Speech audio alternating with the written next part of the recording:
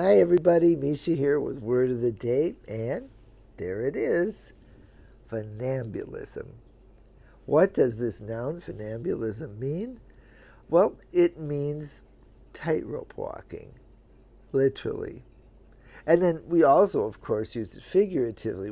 If you've ever heard somebody say, oh my God, he was walking a tightrope, you know that that person was trying to do a balancing act, juggling two opposing interests. It can be in politics. It can be when you go home for Thanksgiving, right?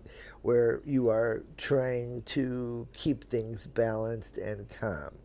Okay, now, where does it come from? It comes from Latin into French, then into English in 1734 in something called Chambers' Cyclopedia, the first modern encyclopedia created by Ephraim Chambers. Now, what made this encyclopedia modern? He put things in alphabetical order. He cross-referenced them. He covered all kinds of topics. He wrote it in language that any educated person could understand. You didn't have to have gone to Cambridge to use this encyclopedia. And if you're like me, I always thought that the father of the modern encyclopedia was Denis Diderot. But as it turns out, Diderot was actually hired to translate this one into French. And of course, once he saw the setup, he went to town, and that's why we think he's the father of the modern encyclopedia. He did so much beautiful work with it. Okay, now in the 1740s, you can see this word funambulism used literally all over the place.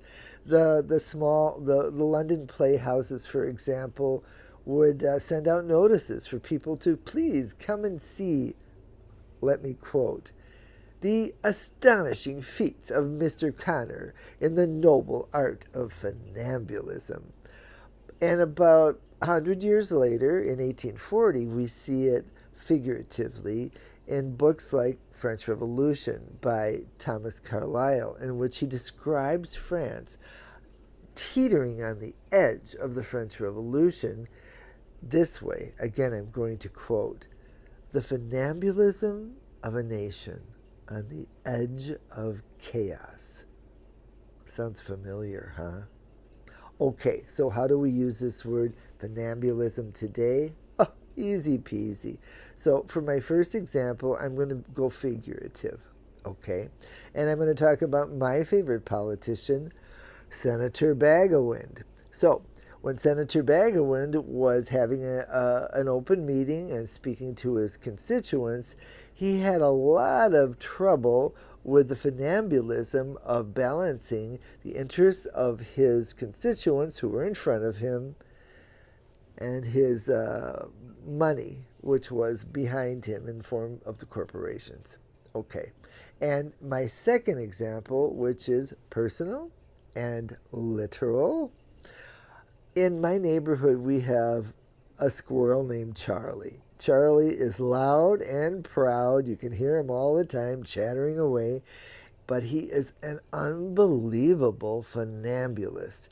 This squirrel can go from bush to tree to fence to wall. It doesn't matter. He'll do the whole neighborhood, and his little squirrel paws will never touch the ground. Okay, funambulism, funambulist, go ahead, use it in the comments, and I'll see you later. Don't forget, if you're buying books, don't go to the big boys. Try to support independent booksellers. If you're going to buy a book like this, my favorite novel in the whole world, The Count of Monte Cristo. Look at that puppy. 1,400 pages of you can't put it down.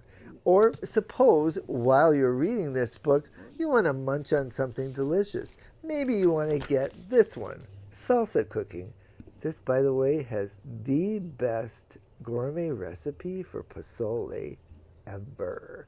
Okay, you guys, remember, if you want to support the independent booksellers, go to bookshop.org/shop/word of the day. And I'll see you later.